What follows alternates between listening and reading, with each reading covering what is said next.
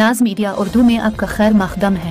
इस वीडियो को पेश करने में ताउन किया है यूनाइटेड हॉस्पिटल सपना मल्टीप्लेक्स के करीब गंपा रोड बेदर। Healing tree hospital multi super speciality बेदर। अहमद टूरिस्ट एंड ट्रैवल्स हज और उम्रा सर्विसेज। आपकी खिदमत हमारे नजर में किसी इबादत से कम नहीं, आपका एतमाद ही हमारी कामयाबी है। ಮಾಧ್ಯಮ ಮಿತ್ರರಿಗೆ ಈ ಒಂದು ಮಾಧ್ಯಮ ಗೋಷ್ಠಿಗೆ ಹೃತ್ಪೂರ್ವಕ ಸ್ವಾಗತವನ್ನು ಬಯಸುತ್ತಾ ಈ ಮಾಧ್ಯಮ ಗೋಷ್ಠಿಯಲ್ಲಿ ಉಪಸ್ಥಿತರಿರುವಂತಹ ನನ್ನ ಆತ್ಮೀಯ ಸ್ನೇಹಿತರು, ಮಾಜಿ ಸಚಿವರು ಆದ ಮಾನ್ಯ ಶ್ರೀ ರಾಜಶೇಖರ್ ಪಾಟೀಲ್ ರವರೇ, ನನ್ನ ಸಹೋದ್ಯೋಗಿ ಮಿತ್ರ ಆದಂತ ಹೋರಾಳಿ ಸಚಿವರಾದಂತ ಮಾನ್ಯ ಶ್ರೀ ರಹೀಂ ಖಾನ್ ರವರೇ, ಜಿಲ್ಲಾ ಕಾಂಗ್ರೆಸ್ ಸಮಿತಿ ಅಧ್ಯಕ್ಷರು ಬೂಡಾ ಅಧ್ಯಕ್ಷರಾದಂತ ಶ್ರೀ ಬಸವರಾಜ್ ಜಾಕ್ಷತಿ ಅವರೇ, ವಿಧಾನ ಪರಿಷತ್ತಿನ ಸದಸ್ಯರುಗಳಾದಂತ ಮಿತ್ರರಾದ ಅರವಿಂದ್ ಅರಳಿ ಅವರೇ, ಇನ್ನೋರ್ವ ನನ್ನ ಮಿತ್ರರಾದಂತ ಶ್ರೀ ಭೀಮರಾವ್ ಪಾಟೀಲ್ ಅವರೇ, ಮಾಜಿ ಶಾಸಕರಾದಂತ ಶ್ರೀ ಅಶೋಕ್ ಖೇಣಿ ಅವರೇ, ಶ್ರೀ ಪುಂಡ್ಲಿಕ್ ರಾಜು ಅವರೇ, ಮಾಜಿ ಸಂಸದರಾದಂತ ಮಾನ್ಯ ಶ್ರೀ ನರಸಿಂಹರಾವ್ ಸೂರ್ಯವಂಶಿ ಅವರೇ, ನಮ್ಮ ಪಕ್ಷದಿಂದ ಇವತ್ತು ಪರಾಜಿತ ಅಭ್ಯರ್ಥಿಗಳು ಮಾಜಿ ವಿಧಾನ ಪರಿಷತ್ತಿನ ಸದಸ್ಯರಾದಂತ ಆತ್ಮೀಯ ಮಿತ್ರರಾದ ಶ್ರೀ ವಿಜಯ್ ಸಿಂಗ್ ರವರೇ, ಇನ್ನೋರ್ವ ನಮ್ಮ ಪಕ್ಷದ ಮುಖಂಡರಾದಂತ ನಿಗಮ ಮಂಡಳಿಯ ಅಧ್ಯಕ್ಷರಾದಂತ ಸಹೋದರಿ ಮಾಲಾ ಬಿ ನಾರಾಯಣರಾವ್ ಅವರೇ, ಚಿಂಚೋಳಿ ಮತಕ್ಷೇತ್ರದಿಂದ ಕಾಂಗ್ರೆಸ್ ಪಕ್ಷದ ಪರಾಜಿತ ಅಭ್ಯರ್ಥಿಯಾದಂತ ಮಾನ್ಯ ಶ್ರೀ ಸುಭಾಷ್ ರಾಠೋಡ್ ರವರೇ, ನಮ್ಮ ಪ್ರಚಾರ ಸಮಿತಿಯ ಅಧ್ಯಕ್ಷರು ಜಿಲ್ಲೆದು ಮತ್ತು ನಮ್ಮ ಗ್ಯಾರಂಟಿ ಸಮಿತಿಯ ಅನುಷ್ಠಾನ ಸಮಿತಿಯ ಅಧ್ಯಕ್ಷರಾಗಿ ನೇಮಕಗೊಂಡಂತ ಮಾನ್ಯ ಶ್ರೀ ಅಮೃತರಾವ್ ಚಿಂಕೋಡ್ಜಿ ಅವರೇ, ನಮ್ಮ ಪಕ್ಷದಿಂದ ಔರಾದ್ ಮತಕ್ಷೇತ್ರದಲ್ಲಿ ಪರಾಜಿತ ಅಭ್ಯರ್ಥಿಯಾದಂತ ಹಿರಿಯ ಮುಖಂಡರಾದ ಭೀಮ್ ಸಿಂಗ್ ಸಿಂಧೆ ಅವರೇ, ನಮ್ಮ ಪಕ್ಷದ ಪದಾಧಿಕಾರಿಗಳೇ, ಬಂಧುಗಳೇ, ತಮ್ಮೆಲ್ಲರಿಗೆ ತಿಳಿದಿರುವಂತೆ ಬರುವ ಮೇ 7ನೇ ತಾರೀಕಿಗೆ 2ನೇ ಹಂತದಲ್ಲಿ ನಮ್ಮ ಬೀದರ್ ಜಿಲ್ಲೆಯ ಲೋಕಸಭೆ ಚುನಾವಣೆ ನಡೆಯುತ್ತಿದೆ. ಇವತ್ತು ಬೀದರ್ ಜಿಲ್ಲೆಯ ನಮ್ಮೆಲ್ಲಾ ಪ್ರಮುಖ ಮುಖಂಡರುಗಳ ಮಾನ್ಯ ರಾಜಶೇಖರ್ ಪಾಟೀಲ್ ಸಾಹೇಬರು, ರಹೀಂ ಖಾನ್ ರವರು, ಬಿ ಆರ್ ಪಾಟೀಲ್ ರವರು, ಕೆಡಿ ಅವರು, ರವಿ ಅವರು, ಜಾಮಶೆಟ್ಟಿ ಅವರು, ಭೀಮರಾವ್ ಪಾಟೀಲ್, ಡಾಕ್ಟರ್ ಚಂದ್ರಶೇಖರ್ ಪಾಟೀಲ್ ಅವರು, ಸುಭಾಷ್ ರಾಠೋಡ್ ಅವರು, ಇರುವಂತ ಎಲ್ಲ ಶಿಂದೆ ಅವರು, ಎಲ್ಲ ಪ್ರಮುಖ ಮುಖಂಡರುಗಳ ಒಂದು ಸಹಕಾರದಿಂದ, ಬೆಂಬಲದಿಂದ ಮತ್ತು ನಮ್ಮೆಲ್ಲರ ಅಚ್ಚುಮೆಚ್ಚಿನ ನಾಯಕರಾದಂತಹ ಅಖಿಲ ಭಾರತ ಕಾಂಗ್ರೆಸ್ ಸಮಿತಿಯ ಅಧ್ಯಕ್ಷರಾದಂತ ಮಾನ್ಯ ಶ್ರೀ ಮಲ್ಲಿಕಾರ್ಜುನ್ ಖರ್ಗೆ ಸಾಹೇಬರ ನೇತೃತ್ವದಲ್ಲಿ ಇವತ್ತು ಸೋನಿಯಾ ಗಾಂಧಿ ಅವರು, ರಾಹುಲ್ ಗಾಂಧಿ ಅವರು, ನಮ್ಮ ಜನಪ್ರಿಯ ಮುಖ್ಯಮಂತ್ರಿಗಳಾದಂತಹ ಶ್ರೀ ಸಿದ್ದರಾಮಯ್ಯಜಿ ಅವರು, ಶ್ರೀ ಡಿ ಕೆ ಶಿವಕುಮಾರ್ ಅವರ ಒಂದು ಆಶೀರ್ವಾದದಿಂದ ಇವತ್ತು ಯುವಕ ಮುಖಂಡರಾದಂತಹ ಸಾಗರ್ ಖಂಡ್ರೆ ಅವರಿಗೆ ಕಾಂಗ್ರೆಸ್ ಪಕ್ಷದ ಅಧಿಕೃತ ಅಭ್ಯರ್ಥಿಯಾಗಿ ಘೋಷಣೆ ಮಾಡಲಾಗಿದೆ. ನಾನು ನನ್ನ ಪರವಾಗಿ, ಪಕ್ಷದ ಪರವಾಗಿ ವರಿಷ್ಠರಿಗೂ ಮತ್ತು ಸ್ಥಳೀಯ ಎಲ್ಲಾ ನಾಯಕರಿಗೂ ಹೃದಯದಿಂದ ಧನ್ಯವಾದಗಳನ್ನು ಅರ್ಪಿಸ್ತಾ ಇದ್ದೇನೆ. ಆದ್ಮೇಲೆ ಇವತ್ತು ಸಾಗರ್ ಖಂಡ್ರೆ ಒಬ್ಬ ಯುವಕನಾಗಿ, ಒಂದು ಕಾನೂನು ಪದವೀಧರನಾಗಿ ಇವತ್ತು ಕೋವಿಡ್ ಸಂದರ್ಭದಲ್ಲಿ ಬೆಂಗಳೂರಿನಿಂದ ಇಲ್ಲಿಗೆ ಬಂದು, ನನಗೂ ಕೋವಿಡ್ ತಗುಲಿದಂತ ಸಮಯದಲ್ಲಿ ಇವತ್ತು ಬೀದರ್ ಜಿಲ್ಲೆಯಾದ್ಯಂತ ಏನು ಕಾರ್ಮಿಕರು, ಕೃಷಿಕರು, ಅತ್ಯಂತ ಬಡವರು, ಬಹಳ ಕಷ್ಟದಲ್ಲಿದ್ರು, ಅವ್ರ ಕಷ್ಟಕ್ಕೆ ಸ್ಪಂದನೆ ಮಾಡಿ ಇವತ್ತು ಯಾರು ಆಸ್ಪತ್ರೆಗೆ ಸೇರ್ಪಡೆ ಆಗಿದ್ದಂತವರ ದುಸ್ಥಿತಿ ಇತ್ತು, ಯಾರು ನೋಡದೇ ಇರುವಂತಹ ಸಂದರ್ಭದಲ್ಲಿ ಇವತ್ತು ರೆಮ್ಡೆಸಿವಿರ್ ಇಂಜೆಕ್ಷನ್ ಇರ್ಬೋದು, ಆಕ್ಸಿಜನ್ ಇರ್ಬೋದು, ಆದಷ್ಟು ಮಟ್ಟಿಗೆ ರೈಲು ಸೇವೆಯನ್ನು ಮಾಡಿದ್ದಾರೆ. ತದನಂತರ ವಿದ್ಯಾರ್ಥಿ ಕಾಂಗ್ರೆಸ್ನ ಪದಾಧಿಕಾರಿಯಾಗಿ ರಾಜ್ಯದಲ್ಲಿ ಕಾಂಗ್ರೆಸ್ ಪಕ್ಷವನ್ನು ಸಂಘಟನೆ ಮಾಡಲಿಕ್ಕೆ ಪ್ರಾಮಾಣಿಕವಾದ ಒಂದು ಪ್ರಯತ್ನವನ್ನು ಮಾಡಿದ್ದಾರೆ.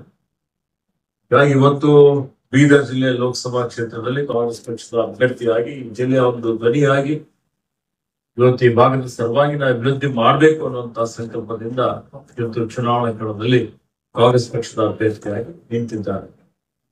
ಇವತ್ತು ತಾವು ನೋಡ್ತಾ ಇದ್ದೀರಿ, ಭಾರತೀಯ ಜನತಾ ಪಕ್ಷದ ಏನು ಹಾಲಿ ಸಂಸದರಿದ್ದಾರೆ, ಕೇಂದ್ರದ ಮಂತ್ರಿಗಳು ಇದ್ದಾರೆ.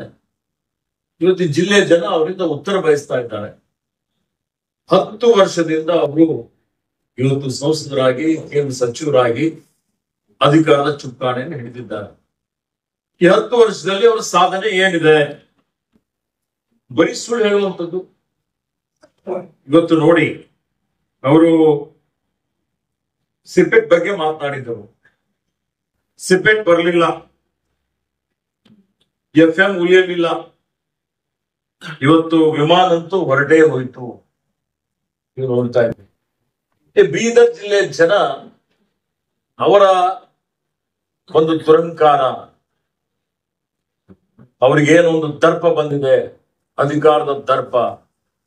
ಯಾರ ಜೊತೆಲ್ಲೂ ಅವ್ರ ನಡವಳಿಕೆ ಇವತ್ತು ಚೆನ್ನಾಗಿಲ್ಲ. ಹೀಗಾಗಿ ಬೇಸತ್ತಿದ್ದಾರೆ. ಅವ್ರ 10 ವರ್ಷದ ಅವರ ಏನು ಆಡಳಿತ ಇದೆ ಅದಕ್ಕೆ ಕೊನೆ ಹಾಡಬೇಕು ಅಂತ ಹೇಳಿ ಜನ ತೀರ್ಮಾನ ಮಾಡಿದ್ದಾರೆ. ಇವತ್ತು ಬರೀ ಸಾರ್ವಜನಿಕರು ಅಷ್ಟೇ ಅಲ್ಲ, ಇವತ್ತು ಸ್ವಪಕ್ಷೀಯರು ಸಹಿತ ಇವರಿಗೆ ತಿರಸ್ಕಾರ ಮಾಡಿದಂಥದ್ದು ನೀವೆಲ್ಲ ನೋಡ್ತಾ ಇದ್ದೀರಿ. ಒಟ್ಟು ಒಂದೇ ಒಂದು ಭರವಸೆಯನ್ನು ಈಡೇರಿಸಿಲ್ಲ. ಕಾಂಗ್ರೆಸ್ ಪಕ್ಷದ ನಮ್ಮ ಸರ್ಕಾರ ಇದ್ದಾಗ ನಾನೇ ಉಸ್ತುವಾರಿ ಮಂತ್ರಿ ಇದ್ದೆ. ನಾನು ರಾಜಶೇಖರ್ ಪಾಟೀಲ್, ರಹೀಂ ಖಾನ್ ಅವರೆಲ್ಲ ಪ್ರಯತ್ನ ಮಾಡಿ ಇವತ್ತು ರಾಜ್ಯ ಸರ್ಕಾರದಲ್ಲಿ ಎಲ್ಲಾ ರೀತಿಯ ಸಹಕಾರವನ್ನು ಕೊಟ್ಟ ನಂತರ ಇಲ್ಲಿ ನಾಗರಿಕ ವಿಮಾನಯಾನ ಸೇವೆ ಪ್ರಾರಂಭ ಆಯಿತು. ಪ್ರಾರಂಭ ಆದ್ಮೇಲೆ ಇವತ್ತು ನೋಡಿ, ಅದನ್ನು ಉಳಿಸ್ಕೊಳ್ಳಿಕ್ಕೆ ಸಾಧ್ಯ ಆಗಲಿಲ್ಲ. ಕೇಂದ್ರದಲ್ಲಿ ಮಂತ್ರಿಯಾಗಿ ಹೋಗಿ ಇವತ್ತು ವಿಮಾನಯಾನ ಮುಂದುವರಿಬೇಕು ಅನ್ನೋಂಥದ್ದು ಆಗಿತ್ತಲ್ಲ, ಏನ್ ಮಾಡಿದ್ರು?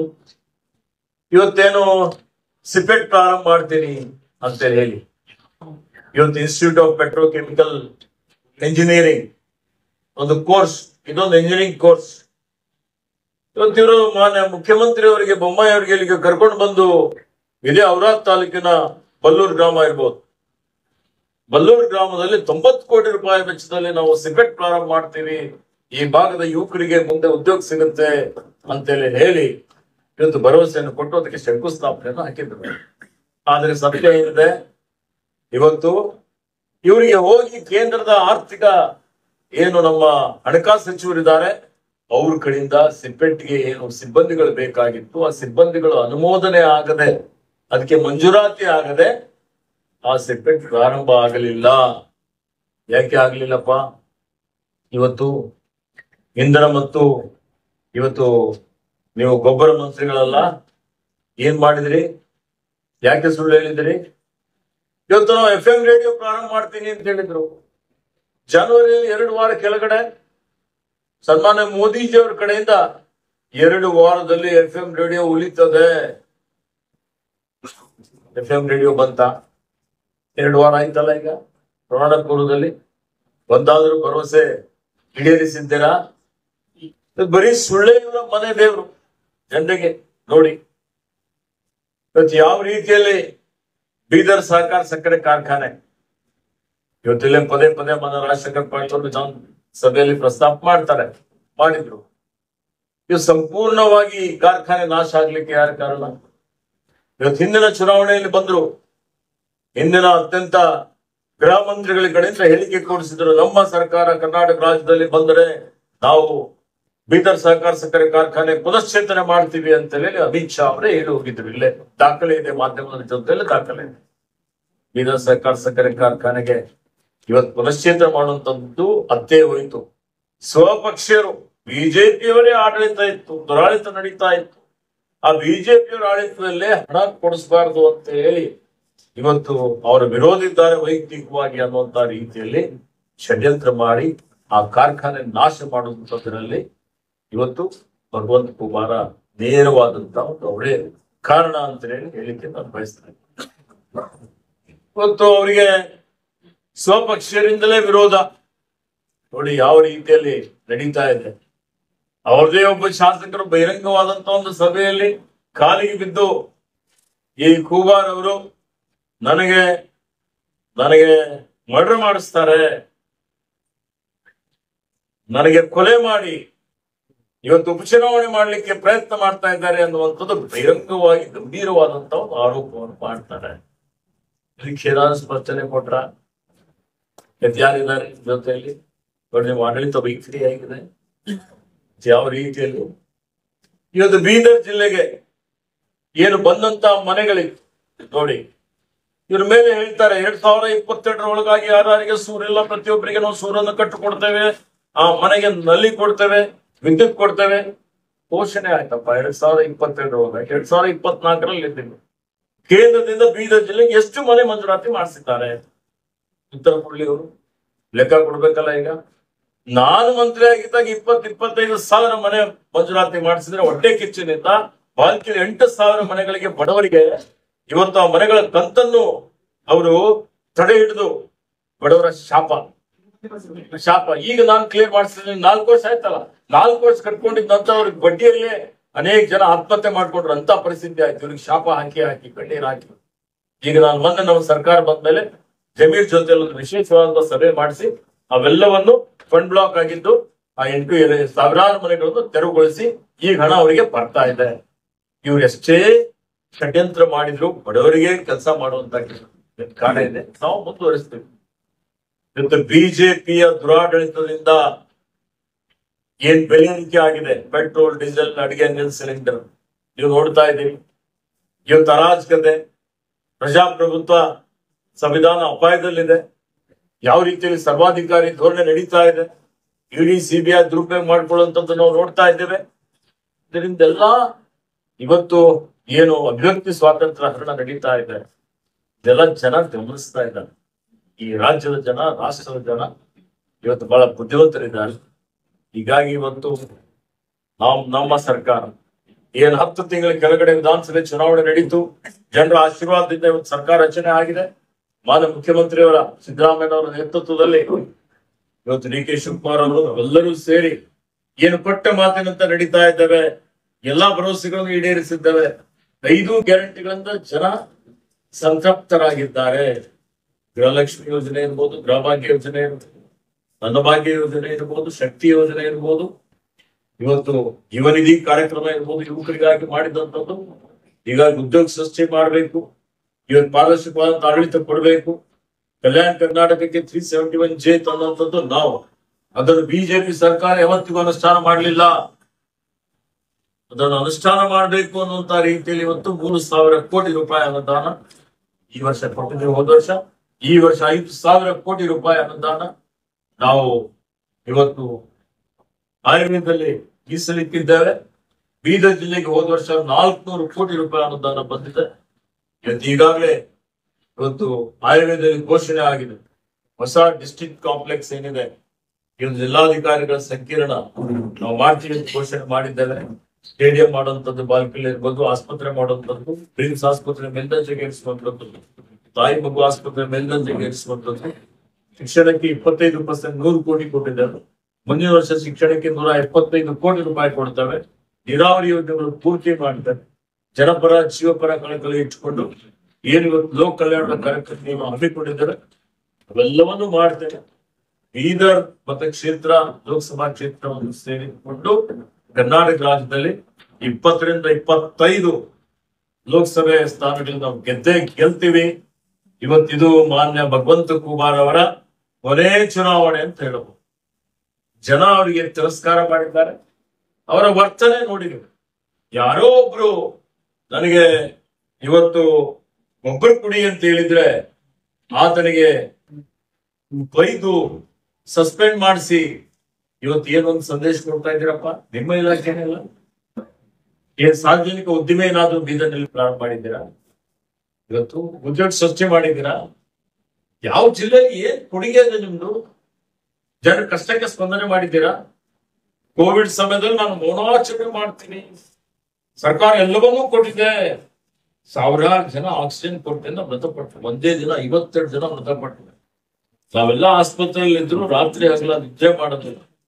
ಇವತ್ತು ನಾವು ಆಕ್ಸಿಜನ್ ವಿತರಣೆ ಮಾಡುವಂಥದ್ದು, ರೆಮ್ಡೆಸಿವಿರ್ ಇಂಜೆಕ್ಷನ್ ಮಂಜೂರಿ ಮಾಡುವಂಥದ್ದು ಕಳಕಳಿ ಇಟ್ಕೊಂಡು ಮಾಡ್ತಾ ಇದ್ದಂತಹ ಸಂದರ್ಭದಲ್ಲಿ ಈ ಮನುಷ್ಯನ ಮುನಾಚರಣೆ ಇಂಥವ್ರು ಇವತ್ತು ಸಂಸದರ ಆಗ್ಬೇಕಾ ಜನ ಆಲೋಚನೆ ಮಾಡ್ಬೇಕು.